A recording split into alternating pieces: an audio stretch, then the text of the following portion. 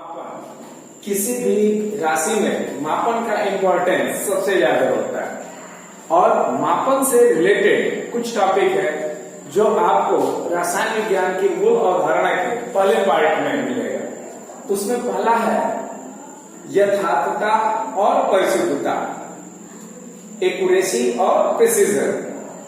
सबसे पहले हम यथार्थता को समझेंगे। एक्यूरेसी तो किसी भी राशि के मापन में यथार्थ मापन का महत्व यह है कि हम उसके एक्चुअल वैल्यू के कितने नजदीक हम माप कर रहे हैं, हम एक्यूरेट कितना है। जितना ज्यादा हम एक्यूरेट होते हैं, हम वास्तविक मान के जितना निकट मापन करते हैं, उसी को कहते हैं यथार्थता या एक्यूरेसी।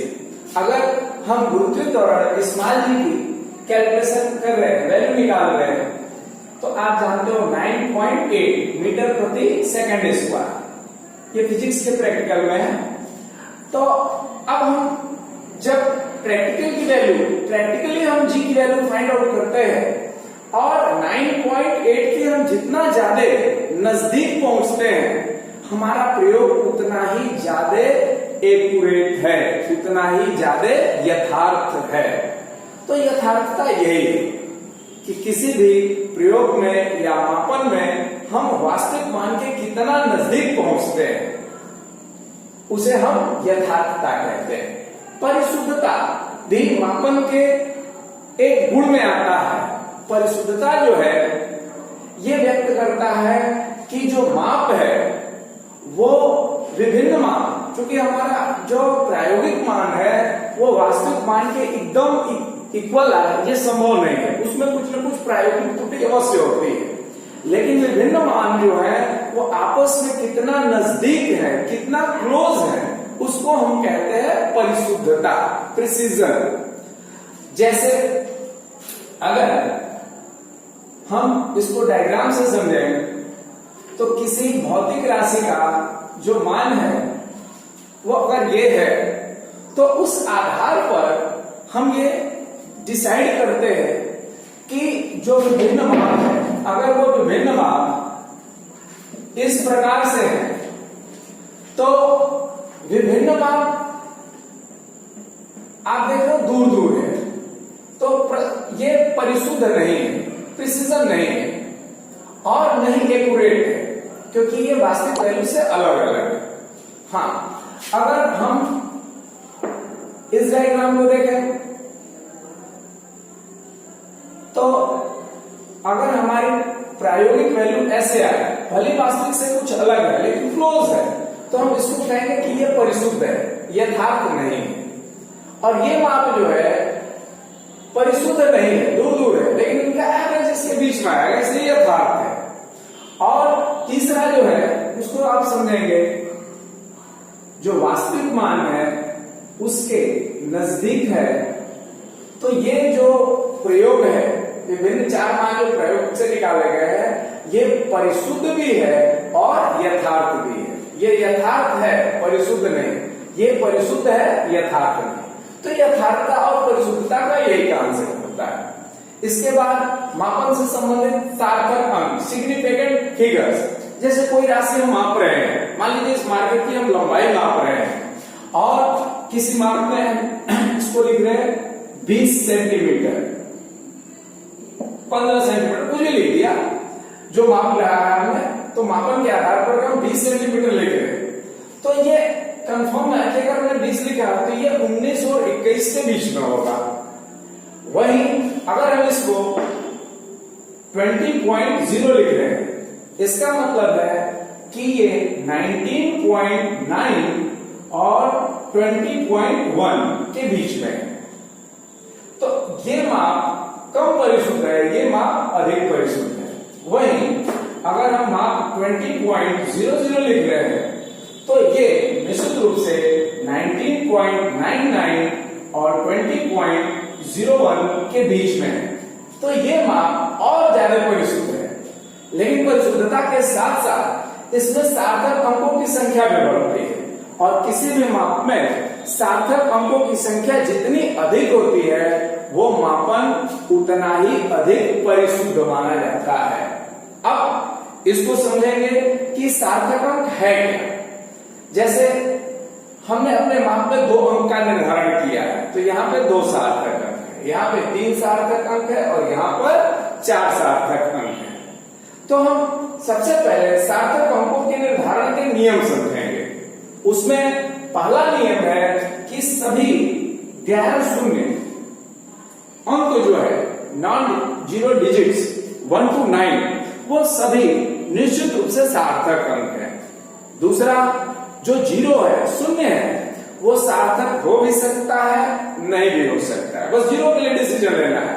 नॉन जीरो तो निश्चित रूप से सार्थक होंगे ही होंगे। अब जो जीरो है वो कब सार्थक है, कब सार्थक नहीं है, उसको ध्यान देंगे। तो जो गैर जीरो है, नॉन जीरो, वो निश्चित रूप से सार्थक अंक है। जीरो के लिए कि कब सार्थक अंक है और कब सार्थक अंक नहीं है।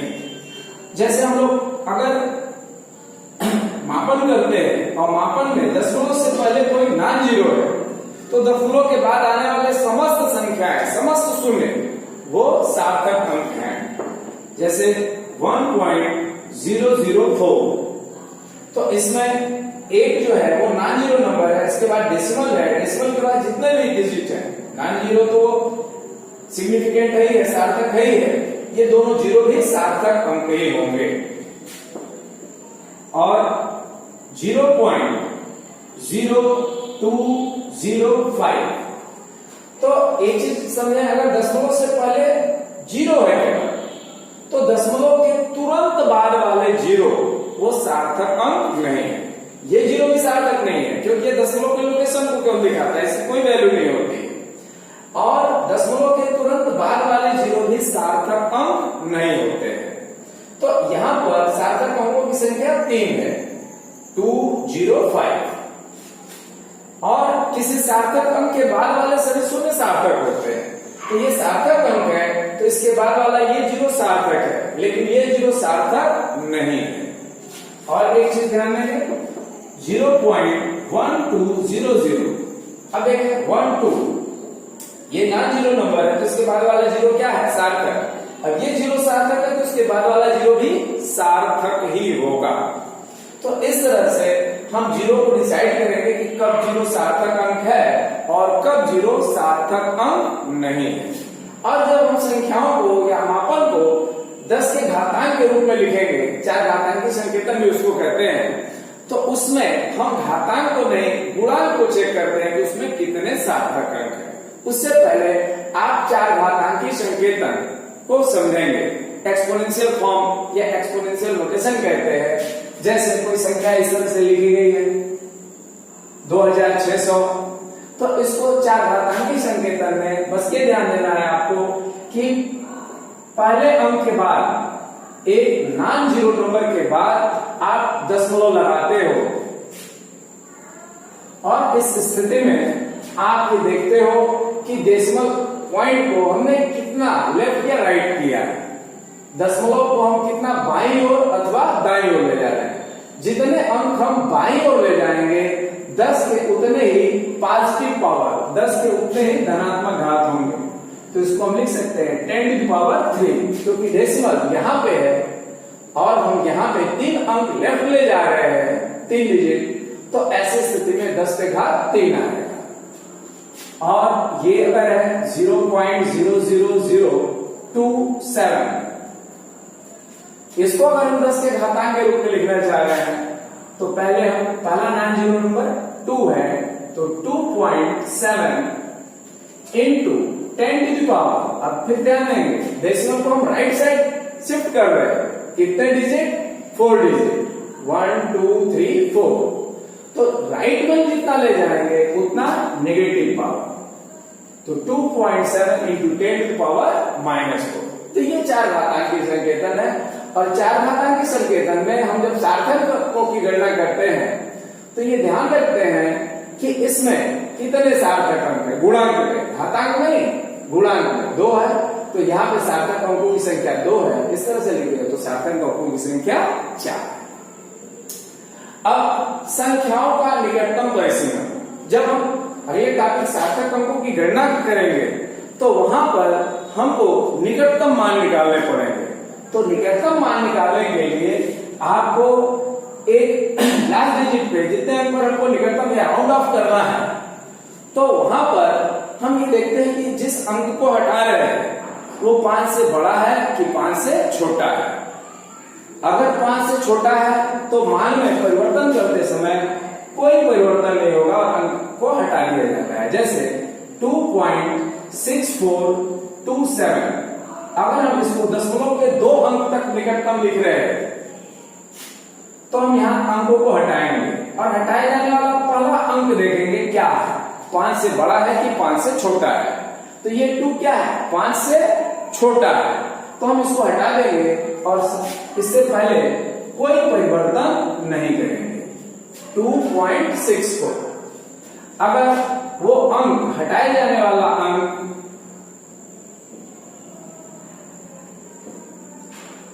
5 से बड़ा है, फिर हम दशमलव के 2 अंक पर ही इसको निकटतम कर रहे हैं। 8 है जो 5 से बड़ा है, तो 2 अंक पे अगर इसको राउंड ऑफ कर रहे हैं, निकटतम निकाल रहे हैं, तो यहां पर हम 8 को हटाकर इस मान में 1 प्लस करेंगे, 1 जोड़ेंगे। 5 से बड़ा होने पर जो अंतिम अंक है उसमें 1 जुड़ जाएगा, 68। लेकिन जब हटाए जाने वाला अंक 5 है तो वहां पर ये देखते हैं कि जो बचा हुआ अंक है वो सम है या विषम है। अगर सम है तो कोई परिवर्तन नहीं, और विषम है तो उसमें 1 जोड़ देते हैं। इसका एग्जाम्पल देखेंगे 7.6753। अब अगर हम इसको भी दशमलव के 2 अंक पे राउंड ऑफ कर रहे हैं तो हम इस हटाए जाने वाले अंक को देखेंगे, जो वैल्यू क्या है, 5 है। तो इसको जब हम हटाएंगे तो इस अंक पे हम परिवर्तन करेंगे। अब देखेंगे कि ये ऑड है कि इवन है, विषम है कि सम है। ये ऑड है, विषम है, तो हम इसमें 1 जोड़ देंगे, तो इसकी वैल्यू हो जाएगी 7.68 और ये 5 3 रिमूव कर दिए जाएंगे। और अगर यही सम होता तो 5 को हटाकर कोई परिवर्तन नहीं करेंगे। जैसे 1.6857, अब अगर हम इसको यहां भी दशमलव के 2 पर ही राउंड ऑफ कर रहे हैं तो इसकी वैल्यू आप देखें 5 है, हटाया जाने वाला पहला डिजिट, लेकिन जो बचा हुआ है अंतिम डिजिट वो 8 है, 8 है, जो इवन नंबर है, सम संख्या है। इसलिए 5 को हटाकर इसमें कोई परिवर्तन नहीं करेंगे। 1.68 यही वैल्यू रह जाएगी।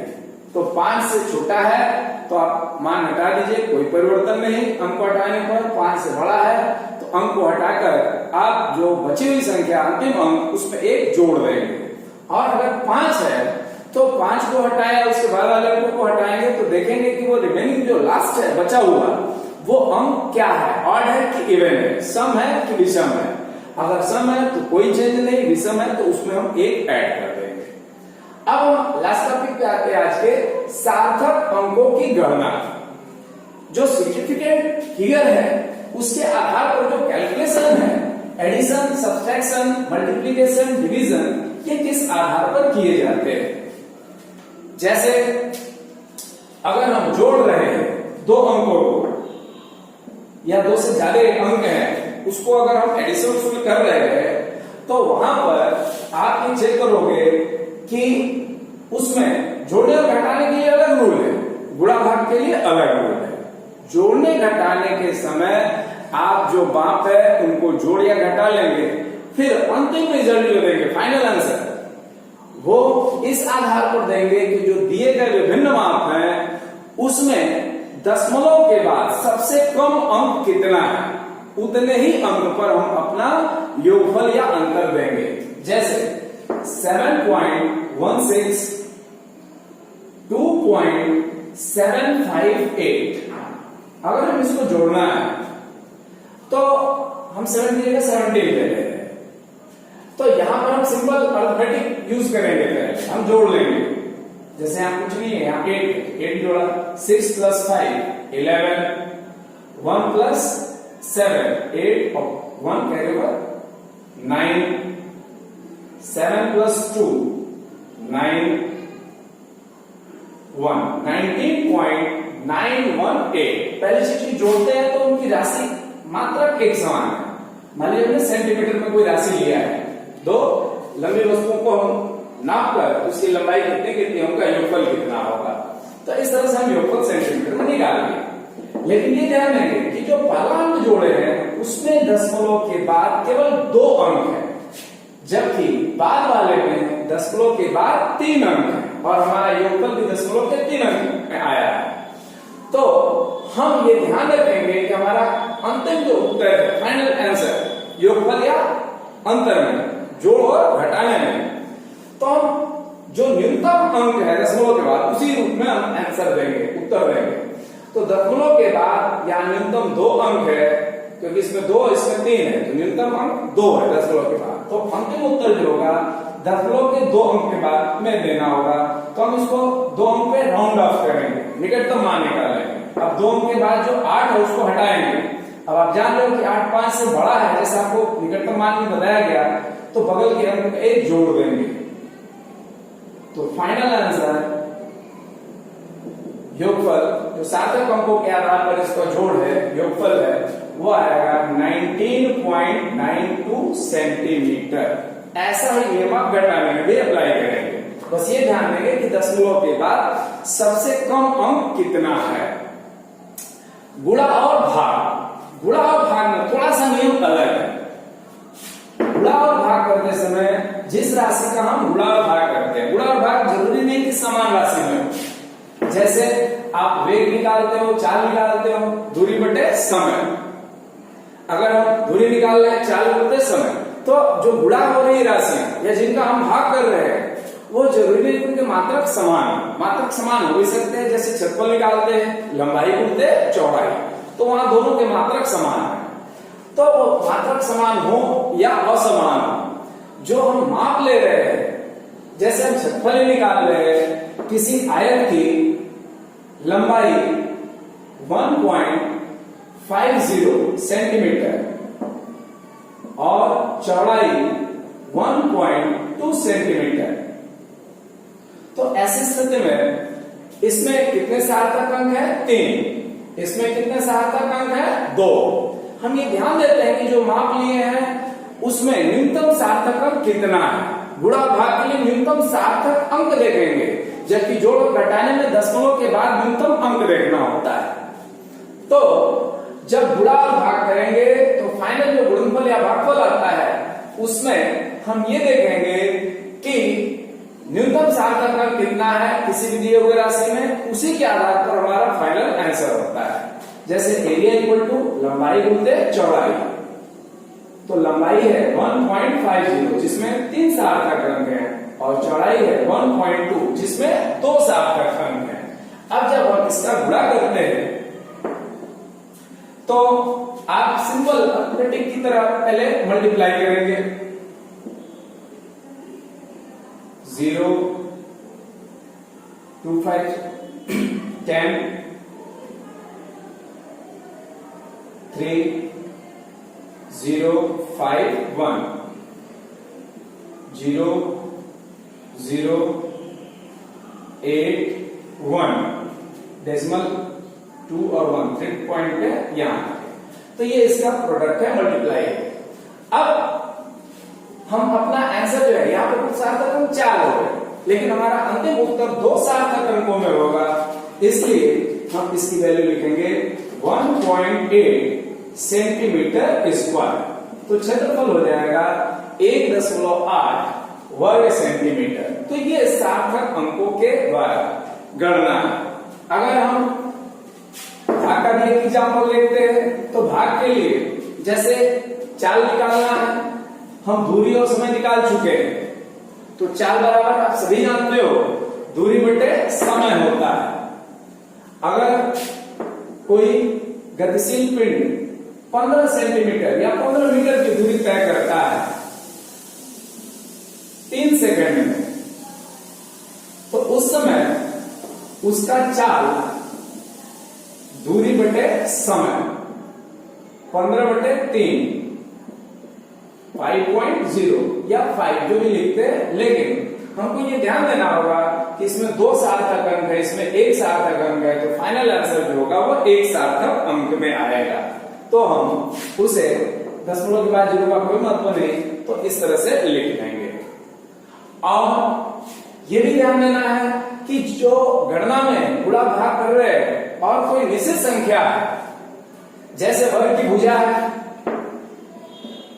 वर्ग की भुजा 1.6 सेंटीमीटर, वर्ग का परिमाप निकालना है, पेरीमीटर। तो वर्ग का परिमाप जानते हो 4 इंटू ए, तो 1.6 इंटू 4 6.4। तो आप ऐसा नहीं सोचोगे कि इसमें 2 सार्थक अंक, इसमें 1 सार्थक अंक, तो फाइनल आंसर हम 1 सार्थक अंक में देंगे, बिल्कुल नहीं, क्योंकि ये 4 जो है फार्मूले का है, इसको हम मेजर करके या नाप कर नहीं लिखे। नाप कर क्या लिखे? भुजा को लिखे। तो जिस चीज को मापते हैं, नाप कर लिखते हैं, वहीं पर सार्थक अंकों की गणना का प्रयोग करते हैं। ऐसी राशि या ऐसी संख्या जिसका मान निश्चित है, जिसको हम नाप कर नहीं लिखे हैं, वहां पर सार्थक अंकों का प्रयोग नहीं किया जाता। तो इस तरह से वर्ग का परिमाप में 2 सार्थक अंक होंगे, क्योंकि भुजा में भी 2 सार्थक अंक है, तब वैल्यू होगी 6.4 सेंटीमीटर। इस 4 के सार्थक अंक को हम वैल्यू नहीं करेंगे। और एक इंटरेस्टिंग पॉइंट है, थोड़ा ध्यान देंगे आप। अगर हम फिर आयत पे आते हैं जिसकी लंबाई 20 सेंटीमीटर और चौड़ाई 15 सेंटीमीटर है, उसका क्षेत्रफल निकालना है। तो क्षेत्रफल बराबर लंबाई गुणित चौड़ाई 20 इंटू 15, तो 20 इंटू 15 300 वर्ग सेंटीमीटर। इसमें 2 सार्थक अंक, इसमें भी 2 सार्थक अंक, तो हमारे गुणनफल में भी 2 ही सार्थक अंक होने चाहिए, लेकिन अब सार्थक अंक 3 आ गया, 300।